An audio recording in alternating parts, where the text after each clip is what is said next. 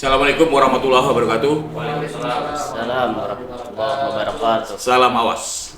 Sobat Bawaslu, berjumpa lagi kita dalam podcast Sersan Mayor Bawaslu Banjar. Podcast yang dilaksanakan secara serius, dikemas dalam keadaan santai, yang diharapkan dapat mengenai dengan inti permasalahan yang akan dibicarakan, serta yang orang ingin tahu.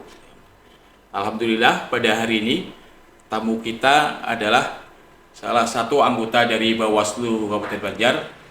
Beliau ini adalah yang paling banyak pengalaman. Soalnya beliau itu sejak masih Panwas dulu ya Pak ya. Iya. Beliau Panwas Kabupaten sampai saat ini jadi Bawaslu Kabupaten, beliau tetap eksis di pengawasan pemilu. Beliau saat ini adalah menjabat sebagai Koordinator Divisi Hukum dan Penyelesaian Sengketa. Sebelumnya di periode anggota Bawaslu yang 2000 berapa ya? Sebelumnya 2013 yang sebelum ini kan kemarin kan 2018 ya, 2018 sampai dengan 2023 beliau juga menjabat sebagai Koordinator Divisi Hukum dan Penyelesaian Sengketa. Jadi ada orang berpendapat bahwa seorang pakar, seorang ahli itu harus linear apa yang dipelajari atau yang dikerjakan. Jadi beliau itu konsisten di hukum dan penyelesaian sengketa. Ya, insya Allah beliau adalah merupakan pakar pengawasan pemilu di kabupaten untuk penyelesaian sengketa dan hukum. Beliau adalah Bapak Ramlianur. Selamat datang Bapak. Selamat datang Pak Kasubag. Ya. Mungkin bisa diceritakan Pak Ramli tentang pengalaman selama Pian jadi pengawas pemilu, terutama tentang penyelesaian sengketa pemilu di Kabupaten Banjar. Silakan. Baik, terima kasih atas waktu yang diberikan. Assalamualaikum warahmatullahi wabarakatuh. Waalaikumsalam warahmatullahi wabarakatuh. Alhamdulillah pada hari ini kita bisa bertemu, bersilaturahmi, juga berdiskusi khususnya di bulan Ramadan yang penuh berkah ini. Mudah-mudahan kita selalu diberikan kesehatan, dipanjangkan umur dan ditambahkan rezeki yang berlimpah. Amin.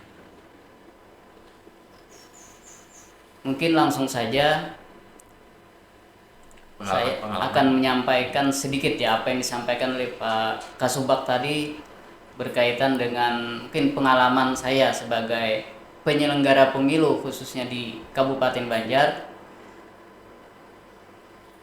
Yang namanya pemilihan umum itu bersifat atau dilaksanakan 5 tahun sekali. Itu sesuai dengan ketentuan undang-undang. Nah, tentu dalam proses pelaksanaannya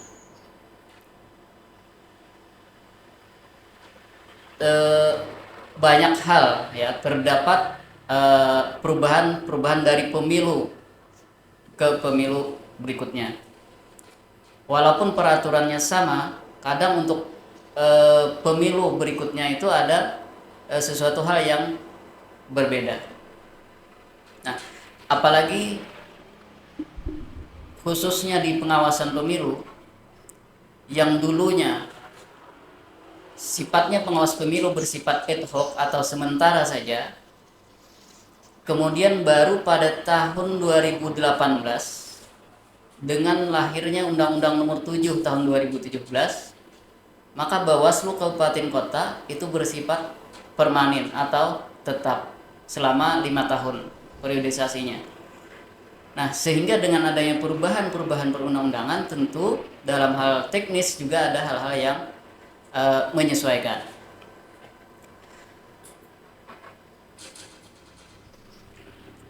Pada tahun 2018 sampai pemilu 2019 ya, periodisasi Bawaslu 2018-2023, kemudian 2023-2028 periodisasi ya. Pada saat Panwas dulu itu Pak, apakah Bapak juga sebagai Kordip penyelesaian sengketa dan hukum? Kalau pada saat Panwaslu kemarin belum ada divisi penyelesaian sengketa, tapi yang ada divisi penanganan pelanggaran. Nah, jadi semua masuk dalam divisi penanganan pelanggaran. Itu sebelumnya, undang-undang sebelumnya, itu sebelum undang-undang 7 2017. Jadi seandainya ada sengketa antar peserta atau peserta dengan penyelenggara itu diselesaikan dengan dulu penanganan sudah pelanggaran. ada diatur di dalam undang-undang juga bahwa Panwaslu pada saat itu berwenang untuk menyelesaikan sengketa, ya sengketa antar peserta dan juga sengketa peserta dengan penyelenggara, kemudian diatur dengan Perbawaslu. Yang dimana pada saat itu kalau di Bawaslu Kabupaten Banjar pada saat Panwaslu ya pada pemilu kada kita pernah menangani penyelesaian sengketa pemilu kada.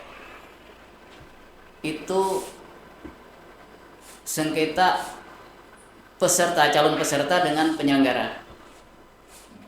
Nah, itu pernah kita menangani di Kabupaten Banjar. Jadi pemilu kada 2020. Ya.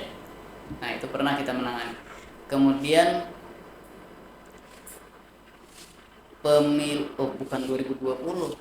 2015 ya. 2015. Pemilu kada 2015. Nah, itu pemilu kada 2015, 2020 tidak ada sengketa, baru 2025 ya kemarin pemilu ya kita. 2024 ya. Pemilu kita kemarin majukan 1 tahun ya. Iya, sengketa proses waktu itu. Untuk tata cara penyelesaiannya seperti apa? Mungkin bisa diterangkan kepada masyarakat. Kalau tata cara penyelesaiannya saya kira tidak begitu jauh dengan apa yang telah kita laksanakan pada saat ini. Cuman mekanisme saja yang lebih, kalau saat ini lebih spesifik, lebih jelas dan terarah. Kalau di masa dulu kita merujuk kepada bagaimana kita beracara di pengadilan gitu kan, sehingga mendapat arahan dari Bawaslu Republik Indonesia dan juga Bawaslu Provinsi Kalimantan Selatan pada saat itu. Untuk sertifikat mediator tuh sudah pernah ikut? Yang si MED itu? Kalau saya sudah punya sertifikasi mediator itu 2, ada dari media dan juga ada dari PMN ya. Oh, ya itu karena beliau ini sudah banyak pengalaman sampai sertifikat Karena mediator pun ada 2 gitu kan? Iya, 2 periode kan, makanya dua kali kita mengikuti pelatihan mediator itu. Iya. Perlu disampaikan ke masyarakat juga Pak, sebenarnya masyarakat itu kebanyakan masih bingung yang mana pelanggaran, yang mana sengketa di dalam pemilu itu Pak. Sekilas seperti apa itu? Oke. Memang kalau kita lihat secara umum sesuatu hal yang tidak sesuai dengan ketentuan perundang-undangan ada pelanggaran gitu kan. Tetapi dalam aturan perundang-undangan pemilu ada beberapa yang dikatakan pelanggaran dalam pemilihan umum. Baik pelanggaran pidana, pelanggaran administrasi, pelanggaran kode etik penyelenggara, dan juga pelanggaran peraturan perundang-undangan lainnya. Nah, lalu di mana sengketa atau sengketa proses pemilunya di mana? Sengketa proses pemilunya adalah jika tidak ada pelanggaran yang 4 macam tadi, maka itulah sengketa proses pemilu. Tapi itu adalah dilihat dari kategorinya nanti. Apakah pelanggaran itu sifatnya misalnya dikarenakan oleh adanya berita acara atau keputusan yang dikeluarkan oleh KPU Provinsi, KPU RI atau KPU Kabupaten Kota yang berakibat merugikan. Nah, merugikan bakal calon atau peserta pemilu sehingga merugikan secara langsung yang bersangkutan. Nah, dengan adanya dikeluarkannya SK KPU tersebut, maka itulah masuk kategori sengketa. Dan sengketa itu bisa diproses ketika dilaporkan dalam waktu 3 hari ya. 3 hari. Iya, 3 hari setelah dikeluarkannya SK tersebut. Dan prosesnya juga untuk menyelesaikan sengketa dalam waktu 12 hari kerja. Ya. Itu kan nantinya ada semacam mediasi gitu ya Pak. Bisa pertama kita akan ke mediasi. Dan apabila mediasi itu ternyata tidak berhasil, tidak menemui kesepakatan, biasanya ke adjudikasi gitu ya. Iya. Itu adalah dalam proses mekanisme ya. Ketika semua proses yang disampaikan oleh pemohon itu terpenuhi, maka setelah semuanya selesai secara administrasi permohonannya, barulah panitia atau dari tim penyelesaian sengketa itu menyampaikan kepada pemohon untuk melakukan tahapan selanjutnya, yaitu tahapan mediasi dan juga tahapan adjudikasi. Nah, tahapan yang pertama adalah mediasi. Nah, dalam tahapan mediasi ini dari tim penyelesaian sengketa Bawaslu Kabupaten Kota atau Kabupaten Banjar itu mempertemukan kedua belah pihak, pemohon dan juga termohon. Termohon dalam hal ini adalah KPU Kabupaten Kota. Nah, jadi dipertemukan di dalam satu tempat yang dimana difasilitasi oleh Bawaslu Kabupaten Banjar atau Kabupaten Kota ya. Disitulah masing-masing pihak dari pemohon menyampaikan keberatannya atau kerugian yang disampaikan kepada termohon, kemudian termohon akan menanggapi. Nah, itu dilakukan sebanyak 3 kali. Nah, 3 kali. Apabila tercapai kesepakatan, maka Bawaslu atau dari tim penyelesaian sengketa Bawaslu Kabupaten Banjar itu membuat keputusan. Nah, yang akan dibacakan secara terbuka. Nah, itu proses mediasi. Nah, jika dalam proses mediasi tidak tercapai kesepakatan, masing-masing pihak tidak menemukan jalan kesepakatan, maka lanjut kepada proses adjudikasi. Proses adjudikasi adalah persidangan secara terbuka, yang dimana semua orang atau bisa menyaksikan gitu kan, juga difasilitasi oleh Bawaslu Kabupaten Kota atau Kabupaten Banjar. Dalam proses adjudikasi itu dilakukan pemeriksaan berkas, pemanggilan saksi, bukti-bukti, dan juga sampai kepada nantinya adalah pengambilan keputusan oleh Bawaslu Kabupaten Banjar. Nah, itu adalah proses adjudikasi. Yang jelas waktu dari proses mediasi sampai adjudikasi itu waktunya selama 12 hari kerja. Jadi hasil keputusan adjudikasi itu sudah berlaku mengikat ya Pak? Yang dalam artian harus dipatuhi semua pihak gitu. Iya, hasil keputusan dari Bawaslu itu harus dilaksanakan oleh termohon, dalam hal ini KPU Kabupaten Kota. Terus satu lagi Pak, dalam penyelesaian sengketa itu ada istilah yang penyelesaian sengketa cepat gitu Pak. Bisa dijelaskan? Oke. Nah, jadi di dalam Undang-Undang 7 2017 itu ada yang namanya sengketa antar peserta pemilu dengan sengketa peserta dengan penyelenggara pemilu. Nah, yang di sini yang saya sampaikan di awal tadi adalah sengketa peserta dengan penyelenggara. Yang itu adalah karena diakibatkannya oleh keputusan KPU Kabupaten Kota yang merugikan salah satu bakal calon atau calon. Nah, kemudian yang selanjutnya adalah sengketa antar peserta. Sengketa antar peserta pemilu ini adalah merupakan sengketa yang terjadi di antara sesama peserta pemilu yang biasanya ini diselesaikan dengan acara cepat. Nah, paling cepat 1 hari, paling lambat itu dalam waktu 3 hari. Dan ini pada umumnya diberikan mandat kepada Panwaslu Kecamatan untuk menyelesaikannya. Tetapi Panwaslu Kecamatan juga harus berkoordinasi kepada Bawaslu Kabupaten Kota. Nah, dalam penyelesaian sengketa cepat atau antar peserta ini dilakukan dengan kondisi yang senyaman mungkin dan juga dengan biaya yang semurah dan seefisien mungkin. Nah, jadi sengketa antara cepat ini bisa diselesaikan di tempat kejadian. Nah, misalnya terjadinya pemasangan alat peraga kampanye oleh salah satu peserta pemilu dengan peserta pemilu lainnya yang menutupi, misalnya ada yang lebih dahulu kemudian ditutupi yang lebih belakangan, tertutup atau terhalang. Nah, dan ini melaporkan kepada pengawas pemilu di kecamatan, bisa langsung diselesaikan di tempat dengan cara Panwaslu kecamatan menyampaikan atau mengundang pihak.